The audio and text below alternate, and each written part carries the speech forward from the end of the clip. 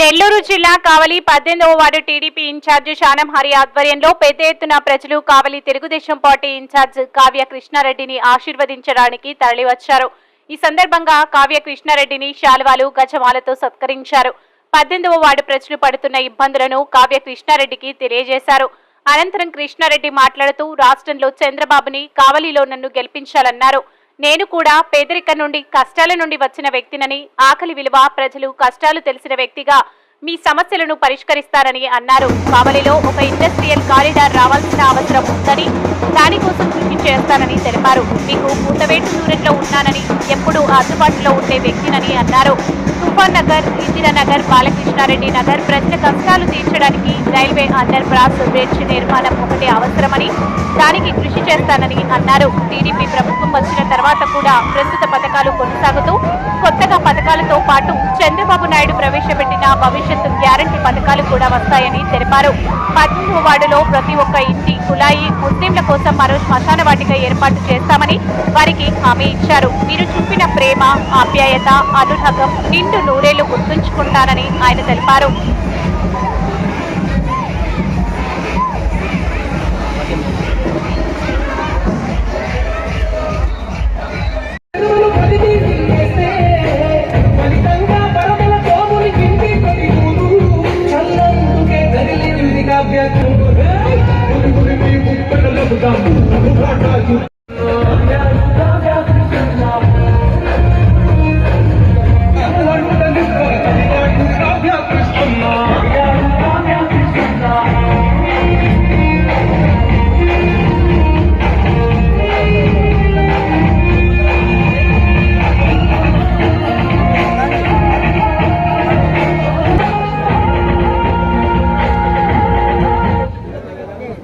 ఈ సభకు అధ్యక్షత వహించినటువంటి పట్టణ అధ్యక్షులు గుత్తుకొండ కిషోర్ గారు, పట్టణ జనరల్ సెక్రటరీ బాబురావు గారు, జిల్లా ఉపాధ్యక్షులు మన్నం రవిచంద్ర గారు, రాష్ట్ర ప్రధాన కార్యదర్శి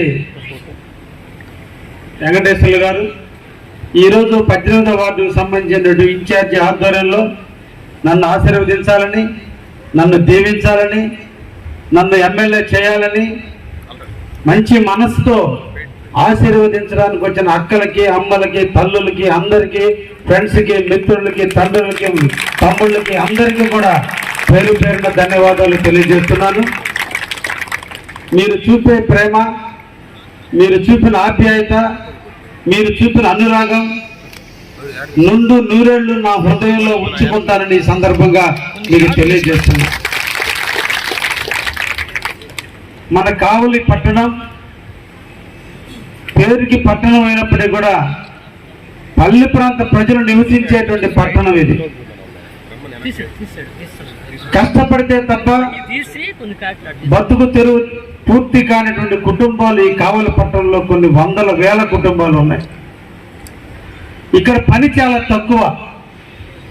పని చేయడానికి, కష్టపడడానికి సిద్ధంగా ఉన్న అవకాశాలు లేక ఇబ్బందులు పడుతున్నటువంటి కుటుంబాలు మన కళ్ళారా కొన్ని వందల కుటుంబాలను చూస్తున్నాం. వీటన్నిటి నుంచి మన అందరం కూడా విముక్తి పడాలి అంటే మన ప్రాంతం అభివృద్ధి చెందాలి. ఇండస్ట్రీ పరంగా మన ప్రాంతం ఎప్పుడైతే అభివృద్ధి చెందుతుందో మన బిడ్డలందరికీ కూడా మనకు ఉద్యోగాలు వస్తాయో, మన చెల్లెమ్మలందరికీ కూడా ఎక్కడ ఉద్యోగాలు వస్తాయో అప్పుడు ఆ ఇళ్లలో ఆనందం వెల్లివిరుస్తుందని సందర్భంగా మీకు తెలియజేస్తున్నా. అది జరగాలి అంటే కావలిలో మనం ఒక ఇండస్ట్రియల్ కారిడార్ని ఏర్పరచుకునే దానికి ప్రయత్నం చేయాలి అంటే దయించి నన్ను అందరూ కూడా ఆశీర్వదించండి. నాకు ఒక్క అవకాశాన్ని ఎమ్మెల్యేగా ఇవ్వండి. ఈ ప్రాంత వాసిని, మీ ఇళ్ళకి కోటవేదు దూరంలో ఉన్నటువంటి వ్యక్తిని, పిలిస్తే పలికే వ్యక్తిని, ఇక్కడే నివసించేటువంటి వ్యక్తిని, నిరంతరం ప్రజలకు అందుబాటులో ఉండేటువంటి వ్యక్తిని, నాకెక్కడ పట్టణాల్లో కూడా ఇల్లు లేవు, ఉండేటువంటి ఇల్లు ఒక ముసలూరు గ్రామంలోనే ఇల్లు కట్టుకుని ఇక్కడే నివసిస్తూ ఇక్కడే ఉన్నటువంటి వ్యక్తిని, నేను కూడా పల్లె ప్రాంతాల నుంచి వచ్చినటువంటి వ్యక్తిని, పల్లెల ప్రాంతాల్లో ఉన్న ప్రజల యొక్క పేద పడుగు బలహీన వర్గాల ఇబ్బందులు ఏదో తెలిసిన వ్యక్తిని, ఆకలి ఇబ్బందులు తెలిసిన వ్యక్తిని, పేదలు పడే బాధలను తెలుసుకున్నటువంటి వ్యక్తిని. కాబట్టి మీకు నాకు తేడా లేదు, అందరం కూడా పేదవాళ్ళమే. మీరు కూడా కష్టపడితే అందరూ కూడా ఎదిగే అవకాశాలు ఉంటాయి. ఆ ఎదిగే అవకాశాలు కల్పించేదానికి మీ అందరి ముందు నేను ఉంటానని మీకు ఈ సందర్భంగా తెలియజేస్తున్నాను. ముఖ్యంగా మన 18వ వార్డు బాగా వెనకబడ్డ ప్రాంతం. తుఫాన్ నగర్ అనగానే వెనకబడ్డ ప్రాంతం, నిరంతరం కష్టజీవులు నివసించేటువంటి ప్రాంతం. ఈ కష్టజీవులు పట్టణానికి రావాలంటే కరెంటు సబ్స్టేషన్ దగ్గర నుంచి ఉదయగిరి రోడ్డుకి బ్రిడ్జికి టౌన్లోకి వస్తే తప్ప ఇంకా టౌన్లోకి రావడానికి బుడంగుంట గేటు ఎప్పుడో వేసి ఉంటుంది. కానీ ఈరోజు రహదారులకి చాలా మంది ఇబ్బంది పడుతున్నారు. ఆర్టీ బస్ స్టాండ్ దిగి ఇంటికి పోవాలంటే 2 ఆటోలు మాట్లాడుకోవాల్సిన పరిస్థితి ఉంటుంది.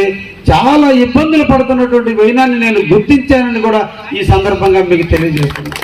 ఈ కష్టాన్ని కడల నుంచి మిమ్మల్ని తప్పించేదానికి మేమందరం కూడా ఈరోజు స్టేజ్ మీద నాయకులు అందరూ సూచనల మేరకు మేము ఒక నిర్ణయానికి వచ్చాం.